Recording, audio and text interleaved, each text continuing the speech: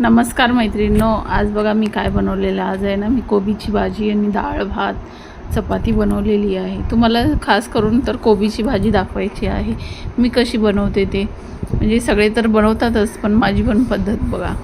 तर सगळ्यात पहिलं तर कढई ठेवलेली आहे. कढईमध्ये तेल टाकलेलं आहे, हिरव्या मिरचीची फोडणी दिलेली आहे आणि लांब लांब कापून असं कांदा फ्राय करून घेतलेला आहे. चांगला लाल होईपर्यंत कांदा मस्त असा फ्राय करून घ्यायचा आहे. नंतर त्याच्यामध्ये मीठ आणि हळद टाकायची आहे आणि चण्याची डाळ भिजवलेली ती पण टाकायची आहे. मी चण्याची डाळ भिजवून ठेवली होती पहिलीच. आता इथं बारीक कापून चिरून ठेवलं होतं कोबी, तो पण टाकायचा आहे. व्यवस्थित असं मिक्स करून घ्यायचं आहे आणि त्याला वाफेवरती शिजवून द्यायची आहे भाजी. खूप टेस्टी अशी भाजी होते. डाळ भातासोबत तर एकदमच छान लागते. माझ्या मुलांना तर खूपच आवडते अशी कोबीची भाजी, त्यासाठी मी बनवलेलं आहे आज. तर बघा, इथं कोबीची भाजी व्यवस्थित असं एकदा वाफ देऊन घेतलेली आहे. परत त्याला व्यवस्थित असं हलवून घेतलेलं आहे. वरून थोडीशी कोथिंबीर टाकायचे. अजून कोबीची भाजी शिजली नाही, थोडा वेळ अजून वाफ देणार आहे मी. त्याच्यामध्ये ना मी जिरे मोहरीची फोडणी मारायची विसरले. मी सगळ्यात लास्टला जिरे मोहरीची फोडणी मारलेली. आता इथं डाळ बनवायला घ्यायची आहे. फिक्की डाळ बनवलेली आहे. डाळीसाठी टोप ठेवलेला आहे. टोपामध्ये तेल टाकलेलं आहे.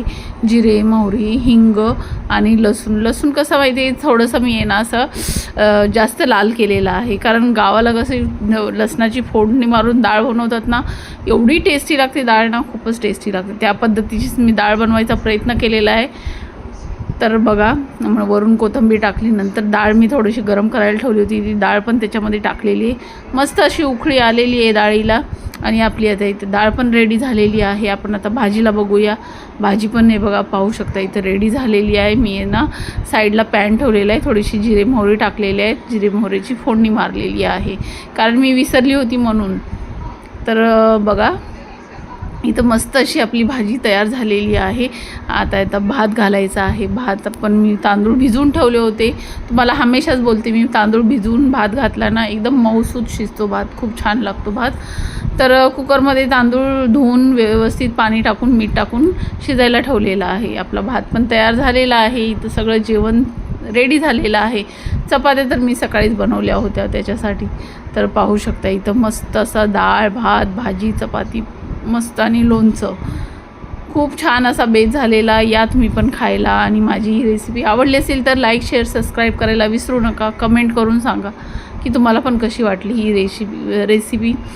तर मी कोबीची भाजी दाखवलेली आहे, ती कशी वाटली तुम्हाला ती नक्की सांगा तुम्ही. चला तर मग या तुम्ही पण खायला. बाय.